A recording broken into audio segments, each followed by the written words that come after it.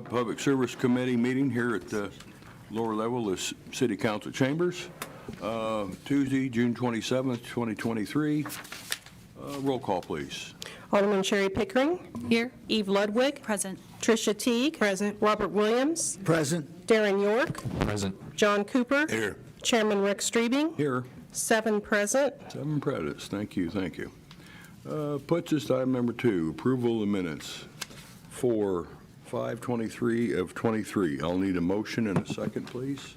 So moved. Second. Any questions on the minutes? If not, all those in favor signify by saying aye. Aye. Anybody against? The ayes have it. Thank you. Puts us item number 3, approval of the agenda for this evening. I'll need a motion and a second to approve the agenda. So moved. Second. Is there any questions on the agenda in front of us this evening? If not, all those in favor signify by saying aye. Aye. Opposed? The ayes have it. Thank you. Puts us to audit's comments. Item number 4. Thank you, Chairman. Did anyone wish to speak this evening? Okay. Okay, We don't have any speakers this evening, Chairman. thank you. Chairman's comments. I don't have any. So we'll move to item number 6, approval of payrolls for 6/23 of 23. I'll need a motion and a second to approve the payrolls. So moved. Second. Is there any questions on the payrolls? Not, roll call, please. Alderman Teague. Yes. Williams. Yes. York. Yes. Cooper. Yes. Pickering. Yes. Ludwig. Yes. Streebing. Yes. 7 yes. Yes, motion carries. Thank you. Puts us to item number 7, approval of vouchers payable for 6/27 of 23. I'll need a motion and a second, please. So moved. Second. Is there any questions on the vouchers payables? I just noticed a large expenditure for a new fire truck. Well, we knew that was coming, but it'd been a lot nicer if it was sooner, but, all right. If there's nothing else, roll call, please. Alderman Williams. Yes. York. Yes. Cooper. Yes. Pickering. Yes. Ludwig. Yes. Teague. Yes. Streebing. Yes. 7 yes. Yes, thank you. The motion carries. Puts us to item number 8, City Clerk's Report, Lisa Monson, and 8A is items of information. Lisa? Thank you, Chairman. We're finishing up the issuance of our liquor licenses. Those are due the end of this week, and we only have 2 outstanding. Also, Council Simon and I are meeting to work on the amendments to the liquor ordinance. So that's going to be a long process, I'm sure. And I also wanted to announce that there are field representatives from the U.S. Census Bureau in the city. They're going door to door, and they do not need a permit from us because it's the federal government. I think they're just doing spot surveys. So, any questions on that? That's all I have. Okay, thank you, Ms. Munson. Puts us to item number 9, Finance. Ashton Macy is our comptroller. Items of information, then we'll go right into Risk Management Monthly Report and Personnel Monthly Report. Ashley? Ashley? Good evening. Within your packet, you do have the Personnel Monthly Report. The Risk Management Monthly Report didn't make it into the packet. Our Risk and Human Resources Manager has been out for some personal reasons, so it is in your Dropbox. If you have any questions regarding either of those reports, I can take those now. Any questions on any of that? Okay, I don't have any updates. nothing else? Nope, not today. Thanks. Good. That's good. Well, thank you very much. Item number 10 puts us there in Maricot Fire Chief. 10A, we have a resolution accepting the assistance to firefighters AFG grant and amended fiscal year 2023 through 2024 General Fund Fire Division number 22 budget. I'll make the motion to approve and dispense with the reading and ask for your approval. I will need a second, please. Second. Is there any questions on Resolution 10A? Yeah. Oh, no, I was just, Okay, all right. If not, roll call, please. Alderman York. yes. Cooper. Yes. Pickering. Yes. Ludwig? Yes. Teague? Yes. Williams? Yes. Strebing? Yes. 7 yes. Yes, motion carries. Thank you. Puts us to item 10B, items of information. We have the monthly status report and the fire chief staff report. Chief? You sure got your monthly report in the thing. We had some kind of exciting month. We promoted Brian Smith to assistant chief. In the department, we instituted two things. We instituted a mentorship program for people that want to essentially ride above a rank or become lieutenants. It's kind of the first for us, so it's a whole process they'll go through their assistant chief of testing and making sure they understand things beyond firefighting, sort of like understanding customer service and things like that they'll be trained on. They have to do some riding above rank situations. We put them in slowly, unsupervised, to make sure that they're sort of ready to handle it before they just get put into those seats to handle those kind of things. So I've been talking the last few months about a task book for the firefighters, for the probationary people. That was completed and printed and is out to them now. So more of a consistent training for all our, from shift to shift, over our young firefighters and things. So truck one update. We have 3 guys down there now that are putting the final approval on it. In Louisiana today. They kind of wrapped that up today. The truck is pretty much done. They're making the changes that they need to make, and then they're going to be shipping it off to get a modification made at a different facility. And then we're still thinking end of July that it should be here and be ready to be in service after a few more modifications when it gets back home, putting the radios in and things like that once it gets here. They're also, while they're down there today wrapping up the truck, they're now starting to pre-build on the engine while they're down there. So this will be the setting out the initial guidelines on that as well. So you'll notice the report grew a little bit this month. So I've been talking the last few months about putting people in charge of different things. So that's what we've kind of got that done. And now the guys are starting to get information that we've asked them to collect, so you'll start to see that those sections grow in that report as well for you guys. If you have any questions, feel free to ask. Otherwise, that's in there. I did want to make one comment about the fire reports at the end of this month. Don't include the 2 that we had Thursday at the same time. I just want to say, if you ever wonder how good your fire department is, those fires Thursday are a good example of that. Those guys had been training for about 30, 40 minutes in their bunker gear doing extrication training. When the fully involved house fire came in, one's about 15 feet. The other one's about 10 feet on either side, and a fully involved building did a little bit of damage, but was stopped right there. Went to the second fire while the first one was still wrapping up, and continued to be in their bunker gear for another several hours. And then that one was fully involved all throughout the roof, back porch burning with a power line down. I couldn't even walk between the 2 houses without my shoulders touching the 2 houses, and then another house that was occupied on the other side of it by about 3 or 4 feet. And just to stop those 2 buildings at the same time. So at one time, we had every truck that we have working and the 2 reserve aerials working, and to be able to stop that without very minimal damage to the 2 that are on either side. It won't show because they show as vacant house fires, not much value, but the actual stop itself is what I like to focus on. So I just want to thank the firefighters for that excellent work and things. So that's all I have. I seen in the paper tonight that you got the aerial truck out, so, Yes. yeah. Yeah, we had actually both aerials at one time operating. And if anybody wants to see pictures, I just got pictures on the way here of the aerial. If you would like to see some afterwards, I can show you some from down in Louisiana too. So. Any questions? Yes, I have one question. Obviously, those 2 fires were in vacant structures, and I know we've had prior vacant structure fires. Do we suspect that these might be arson? Yeah, those 2 are listed as suspicious, yeah. Okay. Nothing else, and thank you, Chief. I'm sorry. Excuse me. I wanted to ask the chief, is regards to the fires there in Canada, how is this affecting us, and is our air quality good enough where we won't have a mask to wear or anything like that? Well, probably make some other folks know more about that. I mean, you could definitely tell us out there today with the haze in the air. You're right. Which is kind of impressive, the scale of that, I guess, for operation. But I can look into it, but I wouldn't really know the answer without looking in maybe the health department or something like that I can ask. But I can check into it for sure. Okay, appreciate I it. know Chicago got rated. He told me earlier that Chicago was rated today as a poor quality of air quality. So Right. I'll definitely look into it. Thank you. You can usually look up like Illinois Department of Public Health or other local sites such as, I don't know if Vermilion County shares information, but you can look that up. Usually there's a daily rating of air quality. You can Google it, so. I know what I seen in the news up in Chicago, you couldn't hardly see anything. Right. So, thank you, Chief. Which is item number 11, Human Relations, Sandra Finch, Administrator. 11A is items of information, and A1 is the monthly status report. Ms. Finch? Good evening, everyone. For the period of May 16th through June 19th, the office handled 18 complaints, which consisted of 3 complaints for the period of May 16th through the 19th, 1 for employment, 1 for housing, 1 for public accommodations.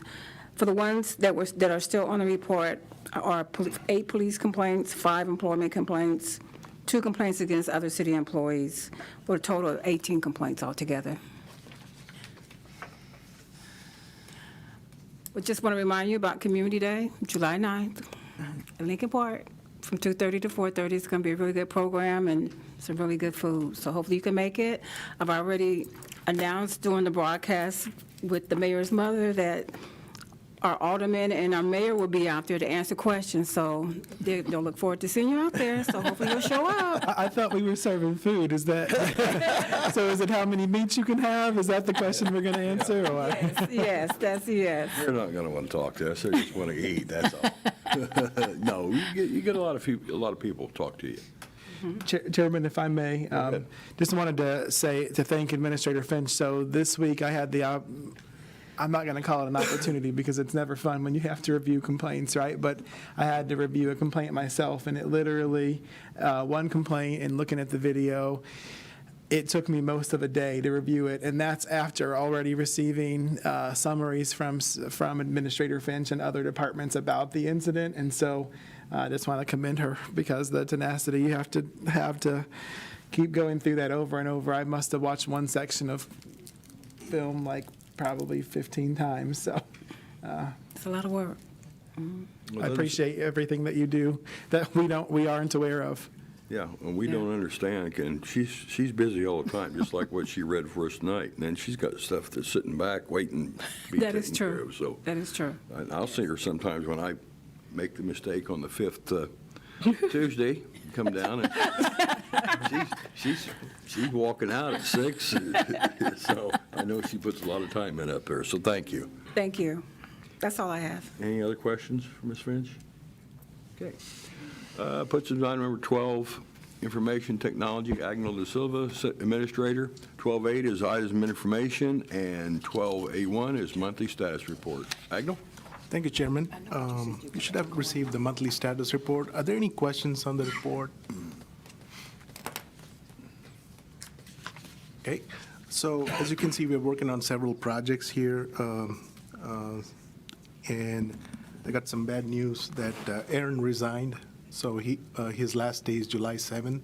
So we are really trying to get everything done in the next few months. So the plan for now is just to hire a couple of interns to get us going. But the good news is we have a new hire, Cody Shaley, back there. He joined our IT team, and Cody used to work at DMT as a logistics manager or something, specialist. Yeah. So we are blessed to have him on our team. Cody has a good background of IT. He used to work in the military, so he's taken over the duties at the police department and mass transit. So we hope that in the next few months, we'll be able to get familiar with all the systems there and stuff. So we do not have any plans at the moment to hire a replacement yet, but we want to plan it and make sure we have all the ducks in a row and, get everything organized before we go ahead and do that. Other than that, just a couple of other updates. AT&T, they've finished 8 out of 9 sites. The construction has been completed. The only site that is pending is Harrison Park. That's because of new construction, so we hope that in another 2 or 3 weeks' time, they should be able to complete that process. We started our new Office 365 migration, so in a couple of weeks or so, we'll get with you to get your laptops to install the new Office applications on your laptops, so then we can have all the collaboration applications installed on your laptops and update everything, so. That's all I have. Are there any questions? Is there anything for Agnell? Not, thank you very much. Thank you. Let's just item number 13, legal. James L. Simon, our corporate counsel. 13A is items of information, and 13A1 will be statistical report. You all have the statistical report. As you know, I always include the same memo except with changes regarding toters. So if anyone needs to refer to that to understand the statistical reports, I provide that so you don't have to go searching for one of the earlier ones I sent. With our 4 inspectors, I don't think they're firing on all 4 cylinders. I think they're firing on all 44 cylinders. I have to believe we set a new record for filing cases. In one day on Thursday, Becky, based on citations that our 4 inspectors have, provided her, cranked out more than 300 cases, city court cases. Karen has chipped in on this, so I will say legal is working. And between Karen, Becky, Brandon, Dan, Rick, and Kenny, they're all doing phenomenally. Our question now is, okay, how can we handle them? One of the problems, though, with that is, for instance, weeds and grass cases, we only allow so many cases on a daily court call. And court is on Thursdays, except for the 5th Thursday of a month, though sometimes we have trials then. So we have made a change on that. We allowed normally 40 cases to be open for a court date, and whichever inspector, put the cases on, when we hit 40, that was it for that court date. We changed that. We're allowing, at least for the moment, 44 cases on a court date, and each, or 40, actually 48, I guess it would be each inspector gets 12 cases. And towards the end of the period, if somebody is not filled up, and it's not been filled up, then the others can fill up. A little update on Breezy Tower. I'm very pleased to announce that we had filed a motion for default on Christopher Collins, Jerry Collins, and C.A. Collins Enterprises, LLC, which is the entity that owns the property, and the judge granted it. We had been in court on, I believe it was the 8th, and one of the issues was the entity needing to hire an attorney to represent it because the owner, Christopher Collins, legally in Illinois cannot represent another entity or another person. And nobody has filed a response to our verified second amended complaint that was filed, I believe, in December of 2021. So a default was entered in an effort to be, fair. We included in the default order the judge entered that C.A. Collins Enterprises has 14 days in which to hire a professional, or more than one if they want, it's up to them, to go through the building, exterior-wise and interior, basement to roof, and look at the building, analyze the building, and then prepare a report, and within that 14 days, file that report with the court and with us. Then they have 7 days to advise what they want to do and all. If they fail to do that, then we have the authority to ask the court for permission to demolish the building and file lien on the property to collect the costs, and in lieu thereof, we could seek what's called a demolition deed, where the city gets ownership of the property. So that's where we are with that. Mr. Collins on June 9 represented, or June 8 represented to the court that somebody that he was either donating or selling the building. He uses both expressions, and that's why the judge continued it to last Friday, June 23rd. There's no evidence that was filed that anybody, in fact, has stepped up to acquire the property. He did show our counsel a text from somebody that the mayor has spoken to a number of times and has invited over the years since 2018 to submit a plan of restoration and financial wherewithal to accomplish that, and that individual and his company have never responded. But that person, the text message said that person can't do anything within the next 45 days. Mr. Collins asked for 45-day continuance, and the judge said no. So that's where we are. Our next hearing is July 18, at which time, if he hasn't complied, we will ask for a court order authorizing us to actually start the process of getting the building brought down, authority to file a lien for the costs we incur, and we will then, once the building is down and we have filed our lien, whenever that occurs, we will then seek a demolition deed. And that, we'll see. Now, he obviously has a right to take an appeal somewhere in the process, so we'll see what happens.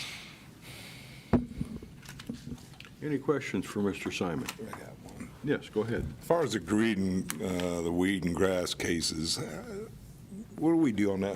What is the process on that? The process in that one is essentially the same as any property maintenance code violation.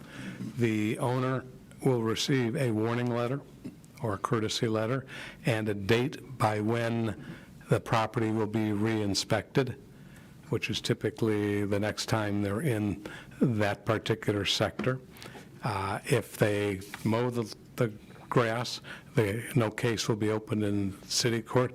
If they have not taken care of it, case is opened in city court. They will be given a date for initial appearance. If they show up, they will be given an opportunity to enter a plea agreement, which, since I've been here, provides for the fine and court costs. Our plea agreements have throughout the length we've operated this system since 2000, but we've added that they also will abate the problem within typically 7 days, and if they don't, we get authority to abate the problem. If they don't abate the problem, we send the abatement order, the hearing officer's order, to Public Works. They have to wait 45 days before they can cut down anything, because the defendant has a right to appeal to the circuit court a finding.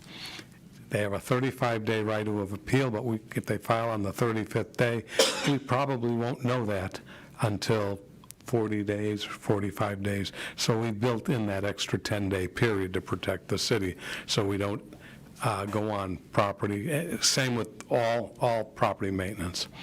And then we file liens on properties for the costs of doing that. That's basically how we handle it. Now, there is one difference with weeds and grass and all the other cases except for one type of case, which is not a weeds and grass case, and that is if they fail to show up on their hearing date, they will be defaulted, and the hearing officer right then and there will sentence them to the fine, which is typically $200, court costs $105, order to abate within 7 to 14 days, and if they fail to do it, the city has the right to do it, go on the property, do it, and then file a lien and seek to recover the costs that Public Works expends in doing the abatement. So that process in reality can take up to 90 days? Possibility exists. I mean, I sort of have a problem with how we're dealing with this, but, on a abated property, and I've talked to you about it before, but I've got one that's in a real nice neighborhood. It's got 3-foot tall grass, and apparently we can't do anything with it.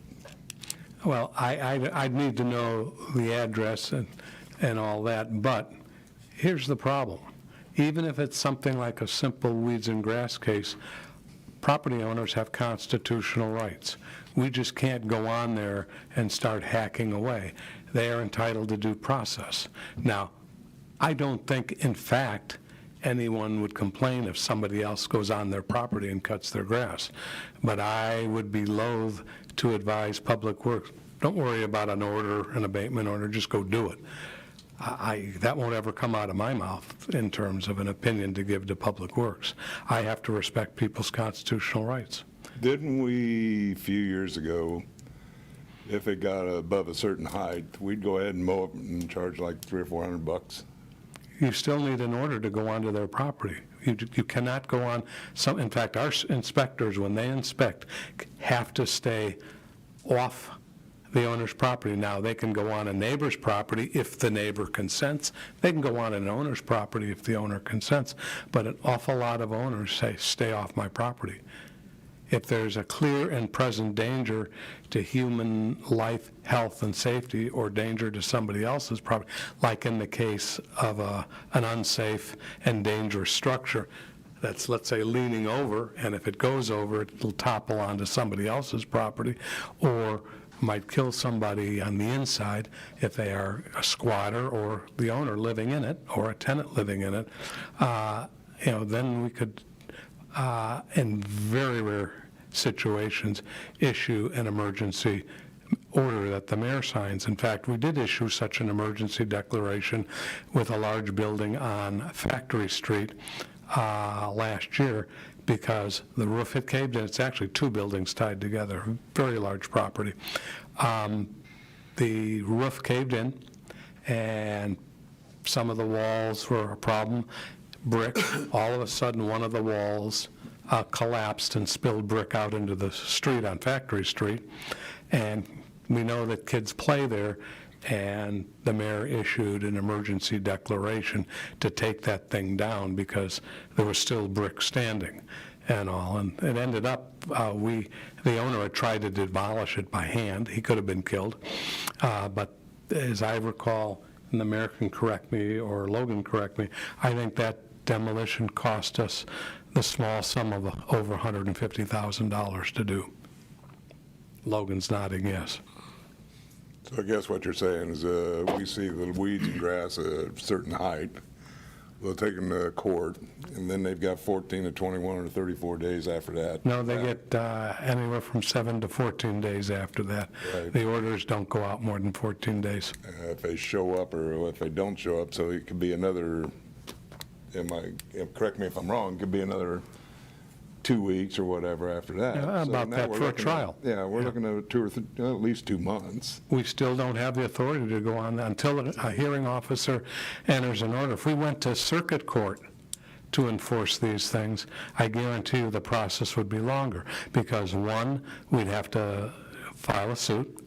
Two, the defendants would have up to 30 days in which to appear. Then they'd ask for a continuance, and then they'd either be forced to file an answer or some kind of a motion, and maybe 6 months later, because it's a simple case, we might get down to an actual hearing. And Corporation Counsel, that's not to mention the fact that we only get a certain number of cases before the circuit court every month. Yes, yes, I mean, in terms of that, and I have to admit, we only get a certain number of cases every Thursday before our hearing officers, or Tuesday, fourth Tuesday for trial, property trials, and there are so many of these cases. There's another problem. The city only has so much resources in terms of staff and equipment to go around mowing lawns. At the end of the process, we send Public Works an indication that they have the legal authority now to go onto the property. But they still have to tee it up, and unless we expand our staff that does that at Public Works and acquire more equipment, we're bound by that. So there's only so much we can do. Trust me, your concern has been voiced long before you have concern. A number of alder people have expressed that concern, but that's the process, and we have to follow the Well, I Constitution. understand that, but it's a citywide problem, and it just doesn't look good. Agreed. I wish there was a way we could expedite a lot of those days. Well, Assistant Corporation Counsel and I have bounced ideas off each other, and we keep coming back. The owners are entitled to due process, and that's in the Illinois Constitution and the federal Constitution. We can't deny it. If we do, we're in for a real lawsuit, a very expensive lawsuit. It's just hard when people call you and you tell them this process and you have nowhere to go. Agreed. Agreed. It's frustrating. Yeah. As they say, the wheels of justice grind slowly. Yeah, well, tell that to these homeowners, they ain't gonna buy that, but I know. I get calls. I just wanted to ask. I had a real strong hostile call this morning about 2 properties, and not weeds and grass so much, but we began working on it. We had to bring in the police department to evict squatters on the property. Alderman Cooper, just to know, we share your frustration. It's been the most frustrating thing ever since I've been an alderman, and it's the most frustrating thing as mayor because people think you can help them. It's simple, just go and cut the grass. But if we go and cut the grass, literally, then we have lawsuits that you see every day that we don't want. That'll cost us way more time and money than getting results. Well, I realize that it's just not a Ward 6 issue either. It's all over the city, and it's just, you see these houses all set up real nice, and then you got that one that just, Well, look at East Winter, for example. that's I mean, one of them I'm talking about. that's exactly the case. Unfortunately, people don't take pride in themselves anymore. And then folks will often call us and say, well, can I go and mow it? We can't advise you to go onto somebody else's property either. However, what you do is between you and them and the law. Is that trespassing? If somebody went in and mowed it? Yes. It can be if the property is posted no trespassing, or if the individual has been asked not to go onto don't come onto my property, and they do, that is trespassing. But the abated houses, those take longer yet still, don't they? The what? People that abandon their house. That's a longer process. what makes it longer is finding out. I can identify who owns them because we go on GIS. It takes 3.5 minutes to do that at the most, maybe 2 seconds to do that. The problem is we've got to serve them due process. Due process constitutional law provides that everyone is entitled to notice and an opportunity to be heard. If they don't care to show up and be heard, that's on them. But at least we have to give notice. And sometimes the owner is deceased. And if the owner is deceased, we come upon a lot of situations where there's no will, there's no probate estate. We don't know who the heirs are. We don't even know if there are any heirs here in Danville. And the only thing we can do, and we haven't done it so far because it's costly, but then we can try to serve by publication. Well, we got a lot of these situations. I probably come across 50 in this past year where owners are unknown. And if it's $200 to publish in a newspaper, multiply that by 50. Oh, I know. And then having the capacity to demolish the houses once we get the order to do so. We're chipping away at it. We really are. I mean, it wasn't last year, the year before, I guess, part of last year. We knocked down, 106 houses?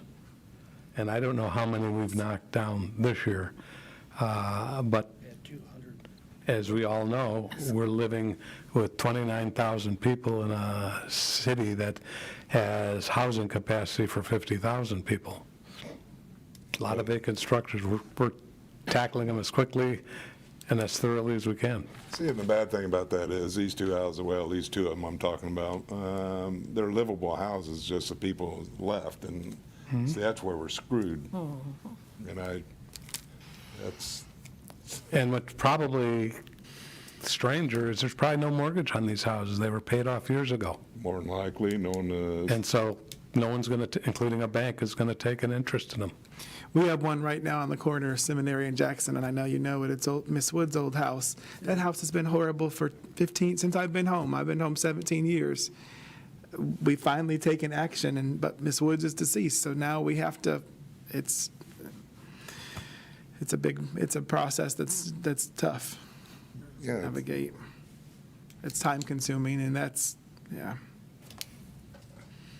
You asked about if the homeowner is billed if we do mow the grass. Yes, if Public Works is sent after an abatement order is issued to go onto the property and mow the grass, the owner is then billed $400 for mowing fees per mow, and then if they don't pay, they're then sent through collections through our various processes. So I just wanted to answer that question. What's the collection rate on that?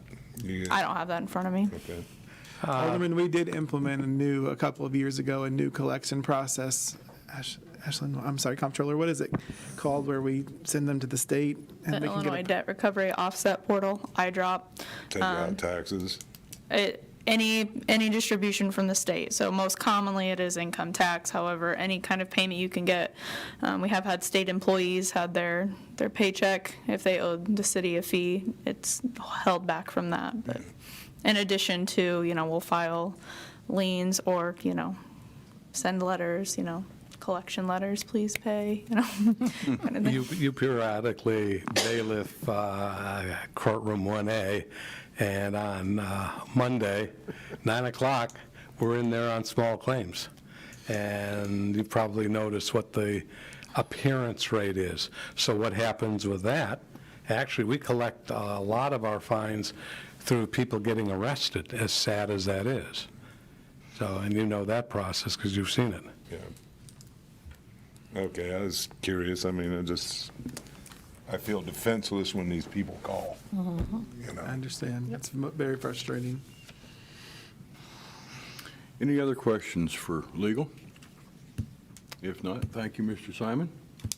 Puts us item number 14, Police Chief Chris Yates.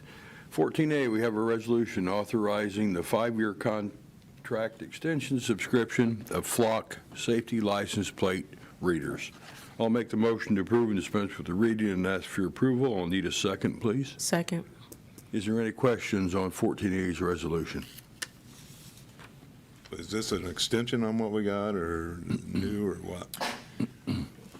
This is an extension of the contract we have. What it is, we have them at a certain rate per camera. They're going to go up a lot, around 30% if we don't agree, but we have the opportunity to agree to the contract of the cameras that we already have, as well as any additions we have if we sign a 5-year contract, so it ensures that price.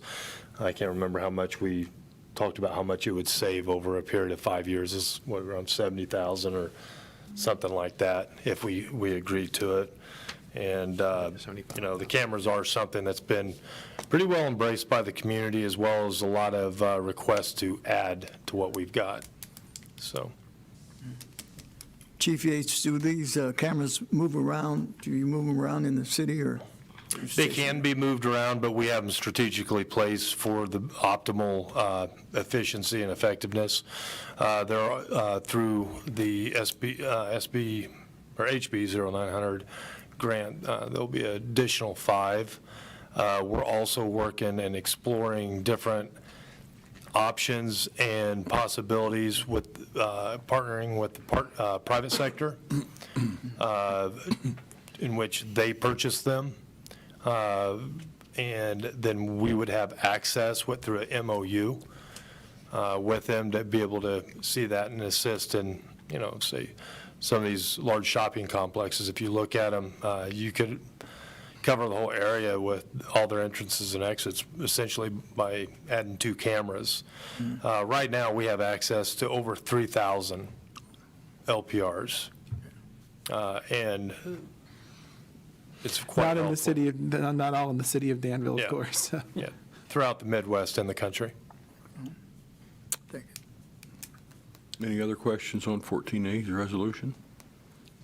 If not, roll call, please.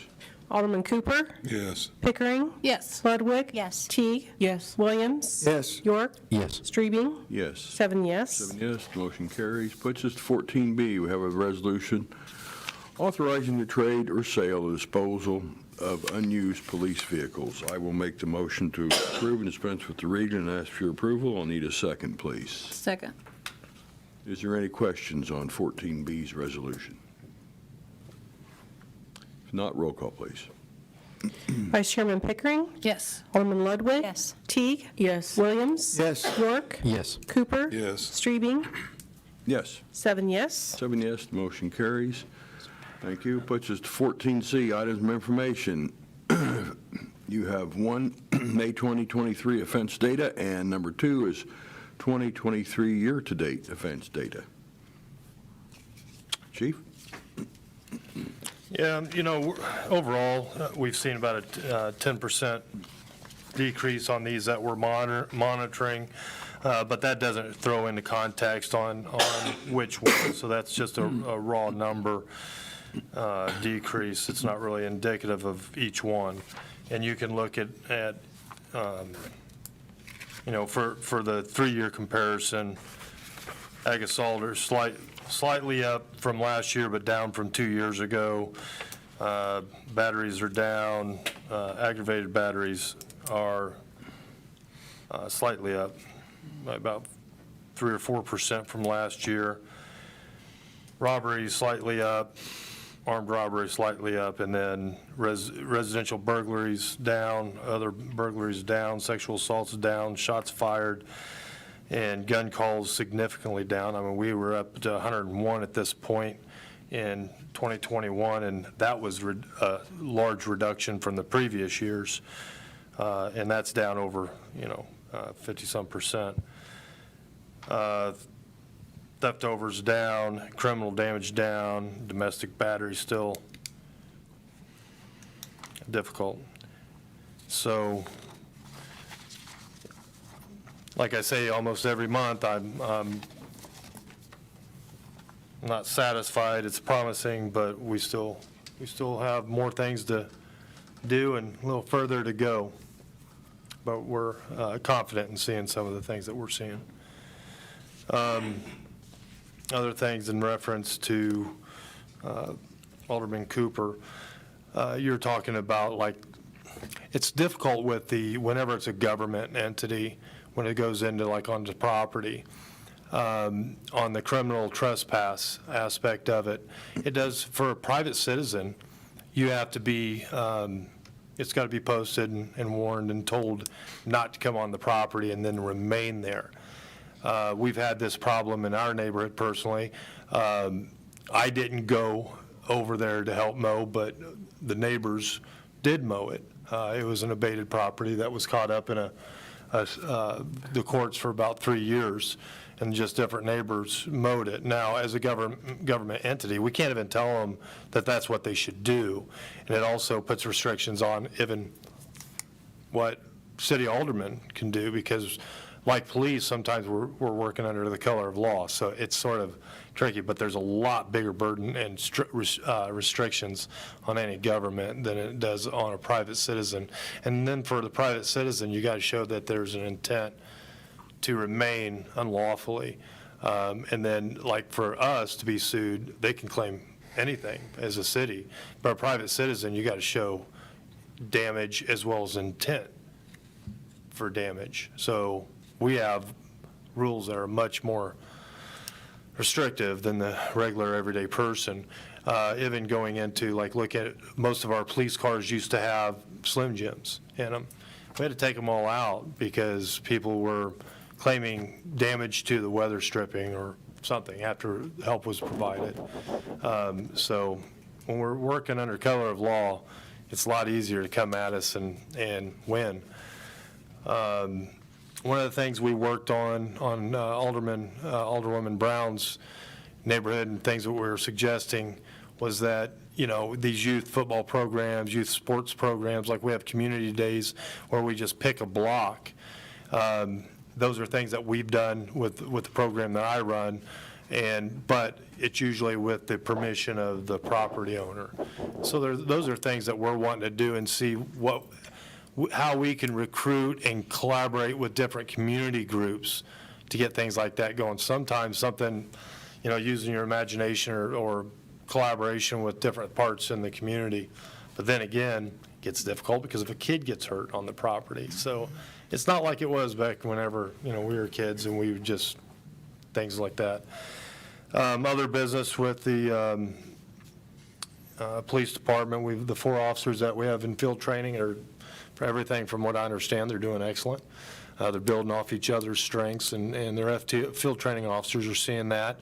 Of course, when it gets real serious, right about 16, that last phase in week 13, 14, where they're doing 100% of the work, that's when we can really evaluate them and see their success. But it's very promising with those. I heard a lot of good things about the 3 officers that we have at PTI. And I started this week on doing informal interviews with new candidates. We ran the physical agility testing, was it last Saturday? And that was promising. So we should have a group for potential selection by July 18th. So that's good. Can I ask how many actually tested? We had I think 15 or 16 that were supposed to be there. I think we had 13 show up, 12, somewhere around 12 pass it. They did really good in passing it. Of course, there's going to be more that's going to be weeded out through the background checks and investigation on that, because it's pretty formal. Remember, we'd test every 2 or 3 years. Now we're testing 3 to 4 times a year. So we're having smaller groups. We're still finding good quality, but it's much more labor intensive. I'll just put it that way. That's good. So we're all fighting over the same people, Right. and they're wonderful candidates, but a lot of people wanting the same people. I have a question about the statistical information. What do you attribute, first of all, I think it's commendable that our shots fired has dropped significantly. What do you attribute that to? I think that's something we made it very clear that we're not going to have any tolerance for. I think the community stepped up and demanded, not only from fellow community members, but also their intentions of what they want from the police. And this went through, 4 years ago when I accepted this position. We had a lot of conversation, and I asked them, I said, what's the number one thing that's negatively impacting the quality of life? And the violence was one of them. Gun violence was number one. And we put a lot of resources towards that, and they haven't seen nothing yet, because we're retooling and going at it. We're constantly evaluating what's working, what's not. Obviously, data-driven policing is a tool that we're running where it's most efficient. However, we're got a lot of people in training. I mean, think about, we have 7 people currently in training, and up to potentially 6 more that'll be going into training. And once we get everybody there, once we get that final ever elusive full strength, I think the community is going to see and appreciate what we can do with their help. And we've been getting it. My next question is, so something that has been happening recently in other communities is these pop-up incidents. Are we doing things to combat or prevent that from happening, or planning for the possibility if it does happen here? We're constantly monitoring their Communications? Yeah, I'll just say that we have people that are paying very close attention to that. And we're looking at what's worked in the communities that have had that and what's not worked. And I'll tell you that the community and the community and the reflection of the community by the community leaders are one of the biggest and most significant drivers of what's acceptable and what's not. And I think that our community has been speaking loudly, and I think the right people have had their ears open and acting accordingly. Like I said, we're not where we want to be, and we're not satisfied, but I think we're ever so surely inching towards it. So, yes, to answer your question, we're very aware and vigilant on that. Can I ask for a clarification? Just when you say a pop-up incident specifically, can you give me an example of that? So it was on the news probably maybe 2 weeks ago. There was a major incident in Champaign where there was a pop-up party in the middle of the night and then a bunch of shots fired. Okay, gotcha. So you just have kids just clustering in specific pockets. The one they just had on the news, Yeah. it was in Decatur. There was one in Grown-ups. Decatur also more recent than And that. it was over 300 cars. Yeah. And I know the And there one was in Champaign, gunshots. yeah, and there were gunshots in Decatur too. I know the one in Champaign probably had 7 or so people get shot, Yeah. and dozens, probably more than dozens, of rounds scattered throughout. Well, I can, Vice Mayor, what I can tell you is that one thing we've been doing, and, Alderman Butler will tell you this for years now, for 5 or 6 years, we've been saying, see something, say something. Right. And our people are saying something. Right. So when we start to, they're letting us know, they're keeping us abreast of what's going on, and that helps immensely, as well as our internal tactics as well. Another thing that's very important on that, especially like what you're talking about, where it's more adults and at a specific venue that has made the environment easier for that to happen.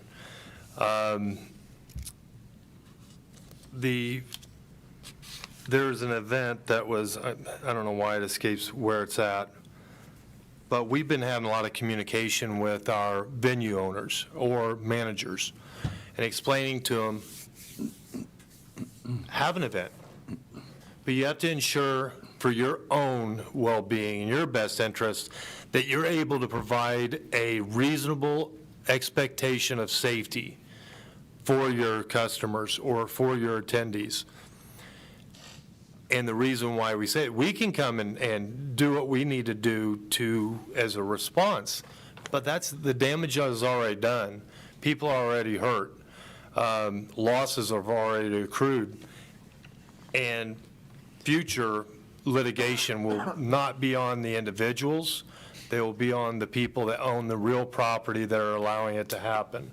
We just had that on the I don't know why I can't even think of where it happened, but just recently where they had a major event, a certain time of the year last year. They had it again, and they're already going after the property owner that allowed it to happen. Friend one day, litigant the next, because you've got to, it's sort of like having a party at my house and everybody in my next door neighbor's house gets burned down. I mean, it's not a good thing.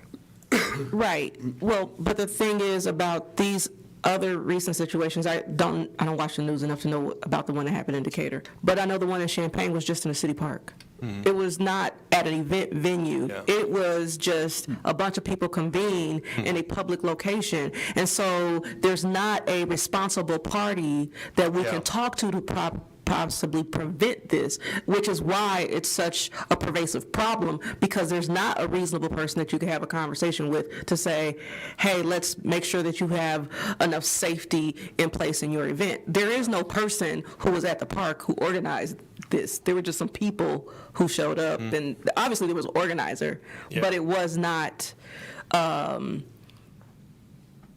responsible party. Yeah, and that is very difficult, and one of the things that, I mean, the biggest thing that we have is just being proactive and listening to the chatter of what's going on and try to prevent it from happening in the first place. But the problem is that lots of times there's a large get-together and everybody's enjoying themselves until they're not. And then something negative happens. And that's why it's very important that we have those relationships, even with the people that may be assembling to get together and saying, hey, listen, help us out here. I'm afraid the components could lead to something bad and move people along.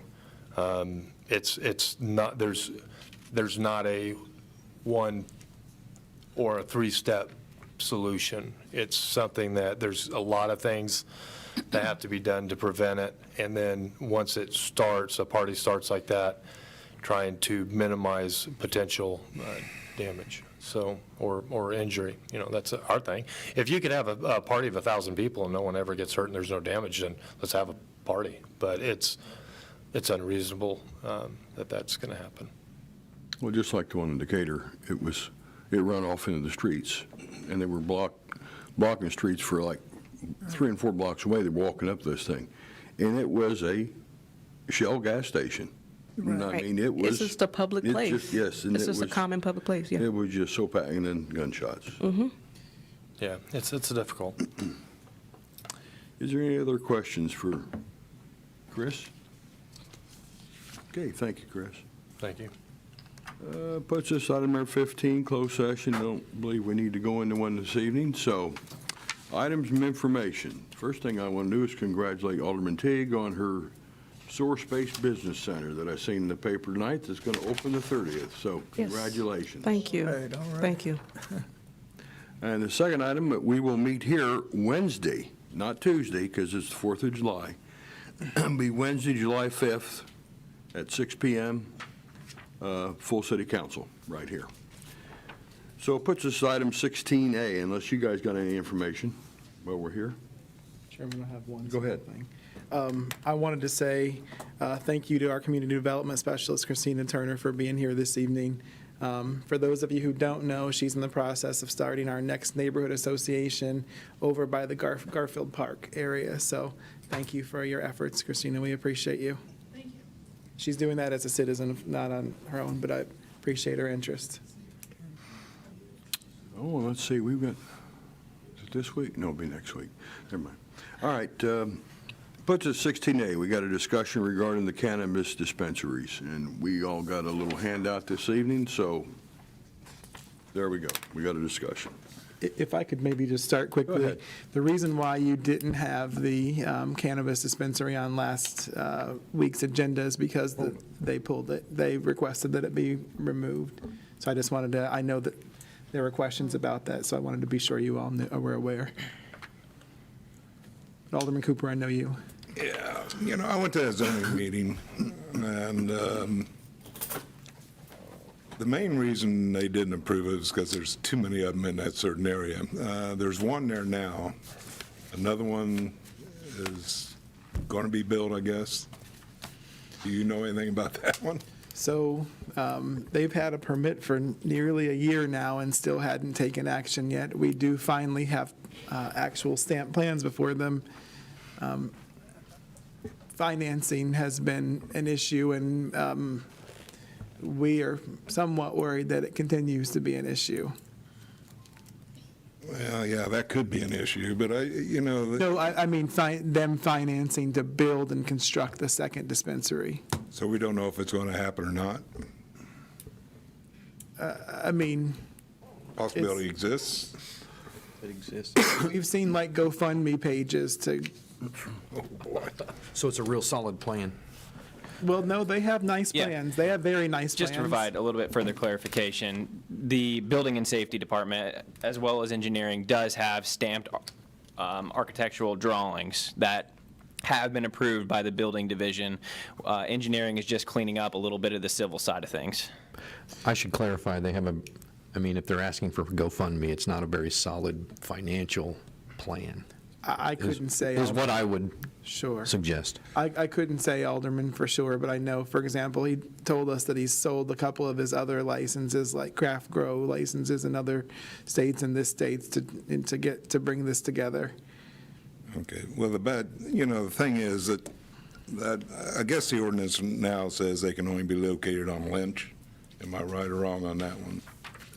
Logan, Yeah. So I was a couple of days in whenever the first dispensaries were passed in the state of Illinois, so I'm somewhat familiar with the actual passage of the original ordinance.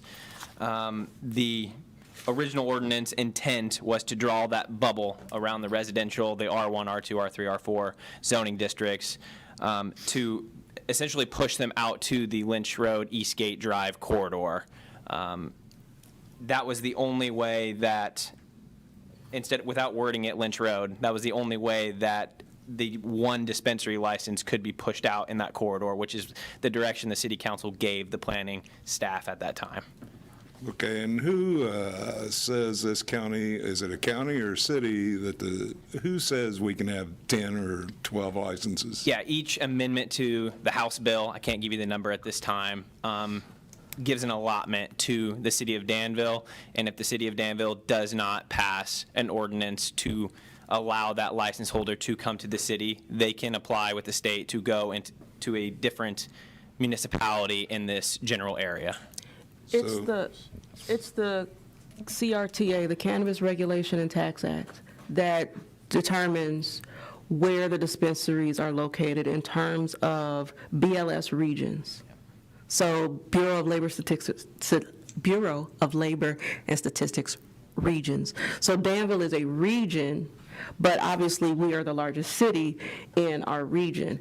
And what I see as probably the conflict here is that the ordinance was written when medical dispensaries and then recreational use was coming along, and then the CRTA came out, or was amended. I can't remember the order of, or in terms of if the original CRTA included this or it was a new law, but at any rate, the law was changed. And when the law was changed, there were additional dispensaries allotted to BLS regions. And then as a result of lawsuits, and I know a lot about this because my business has been providing technical assistance in this space since 2020. So as a result of lawsuits, the original CRTA, and when the new dispensaries came out in 2020, there was supposed to be one in this region, one additional in this region. But as a result of lawsuits, those numbers got expanded for every BLS region. So Danville went from one additional dispensary. So I'm not talking about the one that's already out there on Lynch Road. That one was already covered. That was when this ordinance was written, so 19.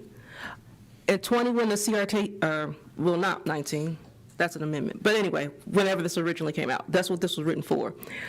When the law got changed in 20, and those people applied for their dispensary licenses in 20, there was only supposed to be one. That got expanded as a result of lawsuits to 3. Now there's also now another set of dispensaries about to come out. So there's a bunch of people who just recently applied, and there would be another one for this BLS region. And one of the issues that I foresaw months ago when they added these numbers, and not in my capacity as, well, I saw it in my capacity as alderman, but I told it to the state in my capacity as a technical assistance provider, that these dispensary owners are going to be in a position where they might not be able to actually find locations because a lot of these smaller municipalities were never prepared for this many, and we're one of them.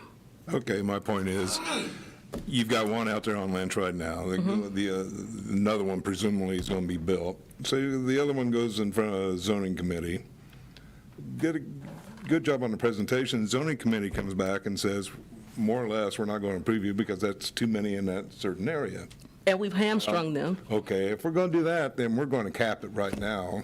I mean, might as well cap it because we're not going to get any others approved, or we're going to change the ordinance to allow other dispensaries in this area. Right.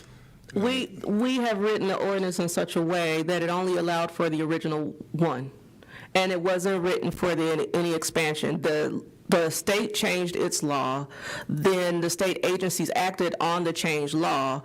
Our ordinances never changed. Actually, they did. In 2021, we updated it to add the, what you see as Clause 2 there. One or more cannabis dispensaries that are authorized or licensed pursuant to the Social Equity and/or Social Equity Justice Lottery may locate within 1,500 feet of each other and/or within 1,500 feet of an early approval adult use cannabis dispensary. So we did allow for them, we did allow for additional dispensaries to be here, but the way our original ordinance is written, it still only allows them in a certain area.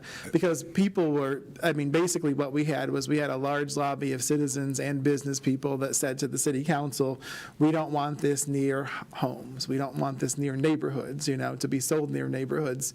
So in trying to design something that could not be in neighborhoods or near neighborhoods, that's how we came up with this, with the criteria that we did. And yet, we passed this and still denied the last one.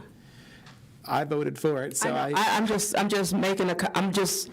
putting all of the facts on the table. So, yes, we did pass the ordinance to make the change at the time when the last one, not the one that just pulled their application, the prior ones. Yes. Yeah. When they came and applied, we passed the ordinance to allow for it, but then we denied it. So, for all intents and purposes, we are doing exactly what you said. We did allow one. We did allow the one that 7 Brad, 7 point. But that was prior to this change. No, that, we made the change to allow for 7 point, didn't we? Correct, yes, correct. We- No, 7 points was already there. They were the first ones. No, we made this change because 7 point would not have been allowed if we There's hadn't been made this change. two separate modifications from the original. Once the social equity House bill came out, we modified the ordinance, and then we made another ordinance change to allow the petition for 7 point to come in front of the city council. So 7 was points made- is this was- within this was 1,500 made in feet of Sunnyside? Yes. Their original one was. No, we amended the ordinance to allow the social equity license holders to be within 1,500 feet of the early use license holders. Yeah. And that's the one that got turned down. They can also be 7 points further were than turned down. 1,500 feet.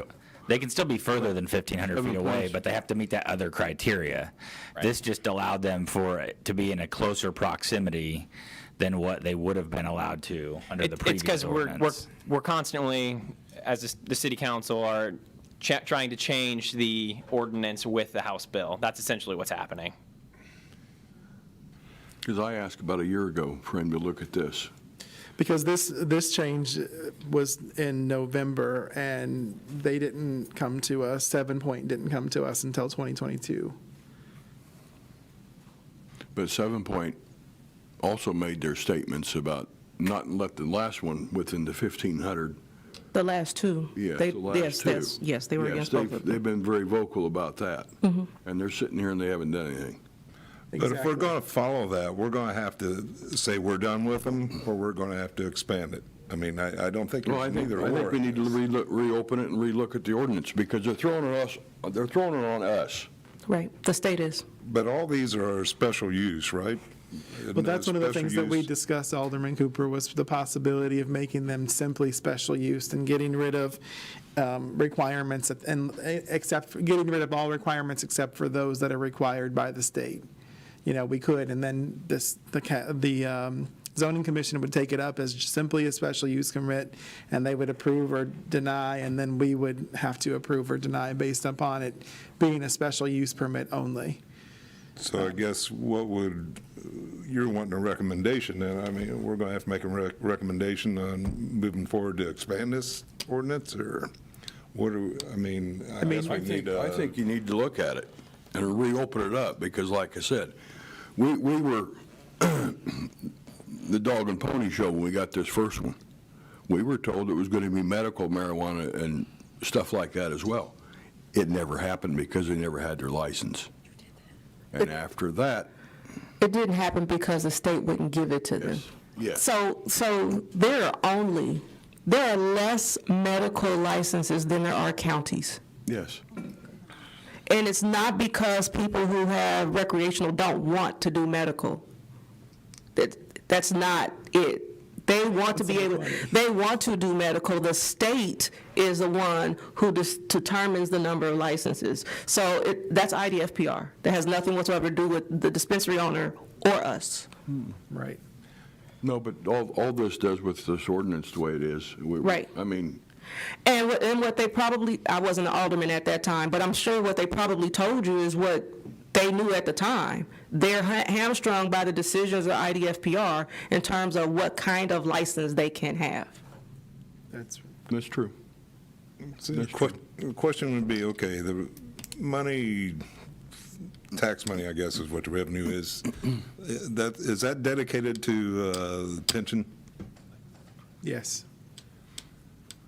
So, I mean, we've got one right now, and I don't know what the income is on it, and I'm probably going to get two. It's more than $1 million a year. More than $1 million a year. And is the casino money going to pension too? 90%, yes. 90%. You know, I think as a goal as a council, personal, I know it's a personal goal of mine, is I'd like to find a way to eliminate that public pension fee off the homeowner. And if this does it, I'm all for it. I mean, that's somebody else is covering our expense, but I don't think, Alderman, that this will do it. I think what we need to do is buckle down. We've already done the hard work to implement these things and to work them. Even if we put right now all of our pension money, if we make the extra payments that we've been doing, paying it at 100%, we add the cannabis money we've been putting in there, and we put casino in there, it's still a Hail Mary. Well, not a Hail Mary, but it's going to be very highly improbable. If we make the 90% funded by 2040, as we're required by state law, it's going to be a miracle. Well, and I think yeah, you're right, and it's a miracle probably for 95% of the cities in this state.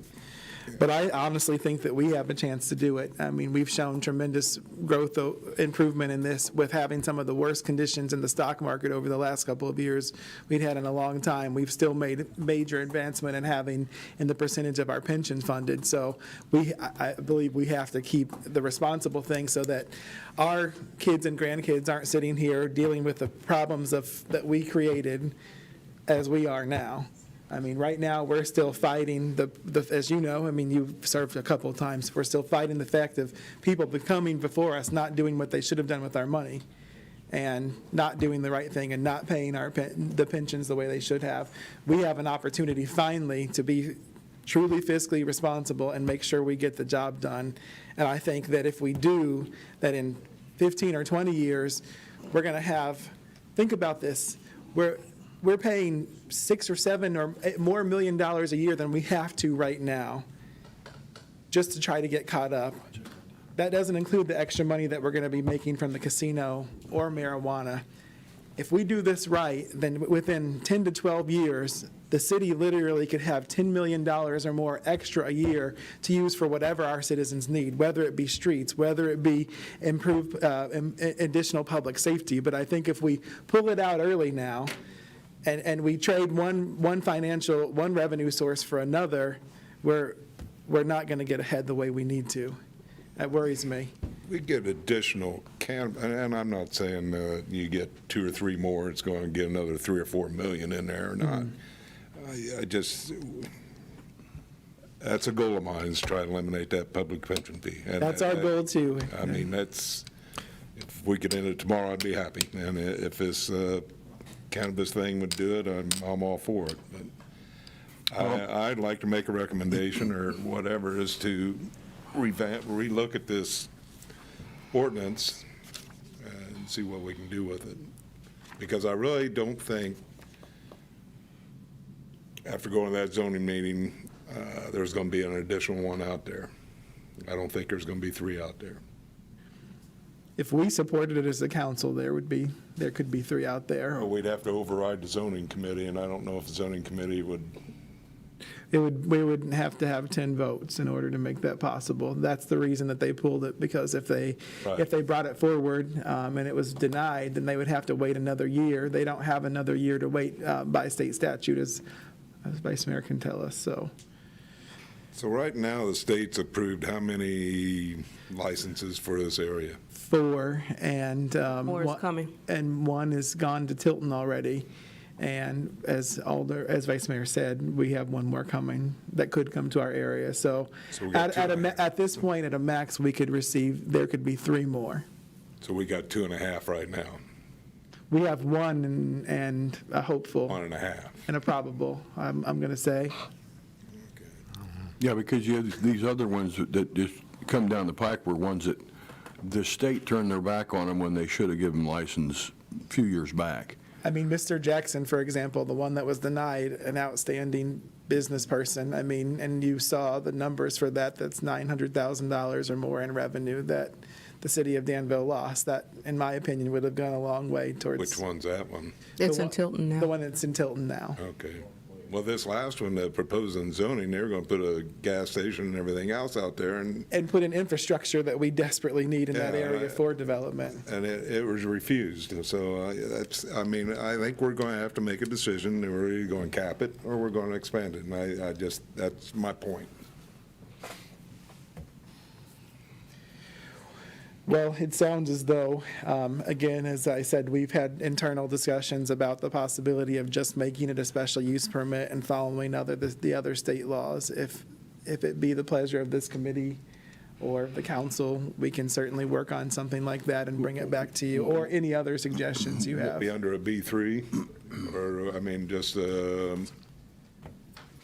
whatever the city council would. Special use permit is, Just a special use permit. I mean, that can be wouldn't you want to make nearly it any. stringent? No, so Alderman Cooper, you're right. It's only a special use permit for dispensing organizations right now in the B3 zoning district. We can look into other commercial district as well. Let's look at both of those, because I don't think we're going to get a fair shake here with this. And we need to have that. And then I would like to have a whole copy of everything you've got on this ordinance right now.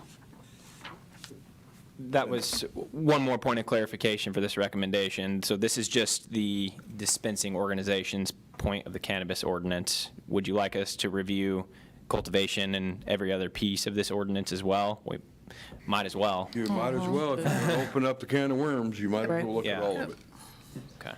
No, it's revenue I don't want to lose. That's the whole point I'm trying to make. I don't want to lose it. Concur. And there's places, but just like I asked with the one before, and I was told, well, that's where they wanted to go. They tried to show them other places, but no, that's where they wanted to go. No, that's a point that's actually well worth noting, too. Every entity, this is their parcel of choice, because we've explored other stuff with them, with the possibility of bringing you all changes to the zoning ordinance. But everyone has wanted to be there. And why do they want to be there? It's very obvious. Interstate and proximity to Indiana, where it's not legal, right? So everyone wants to be there. It's just that those who are there, and it's interesting, you've noticed Sunnyside has never been here, right? They don't seem to be worried about competition. It's literally. They don't have to. They're a multi-state operator. They're one of the largest cannabis organizations in the country. Right. So It's like saying McDonald's hasn't been here. They don't have to. Yeah. Right. Well, I'm saying they're not worried about competition. Because they're everywhere. Yeah. Right. But if you look at things though, grocery stores, pharmacies, they build on the same corridor, right? Absolutely. You see a Walmart and you see a Walgreens and you see a CVS, and in some places you see a Rite Aid, and you have 3 gas stations in one, and on literally in one intersection in some places. So that's, I mean, if they're willing to make that decision, I don't see why we should stop them, but that's See, my opinion. and after I first got elected, and I told Logan this, I had somebody call me about wanting to put one of them north of Million. Good luck with your constituents. No, I couldn't answer. I didn't know anything, and I told him, and he said they all go out to Lynch. So there was an interest in somewhere else. It just never came to fruition.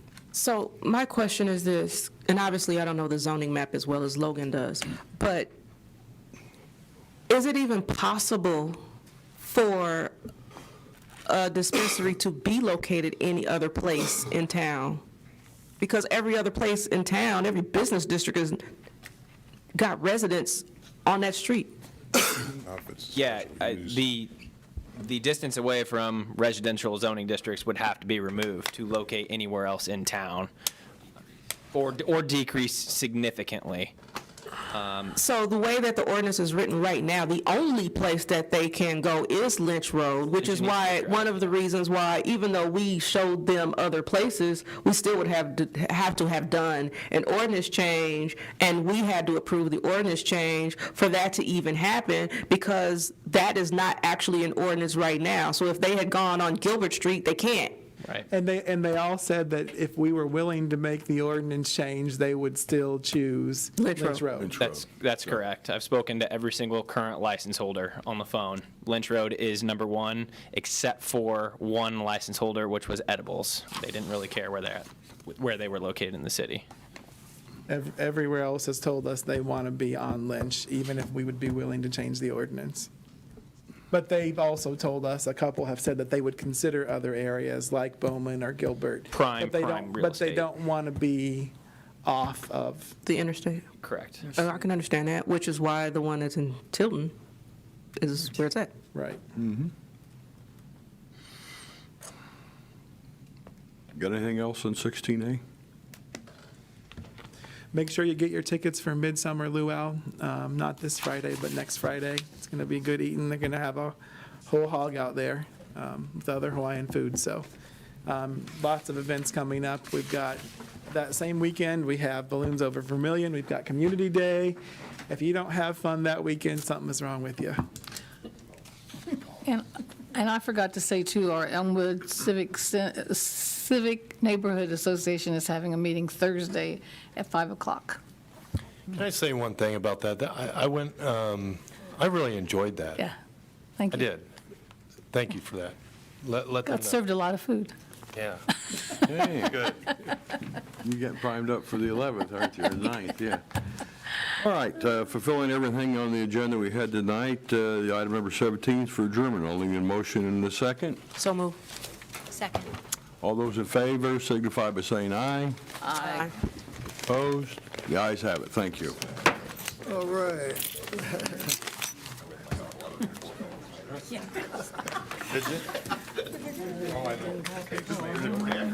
We'll scare you after it.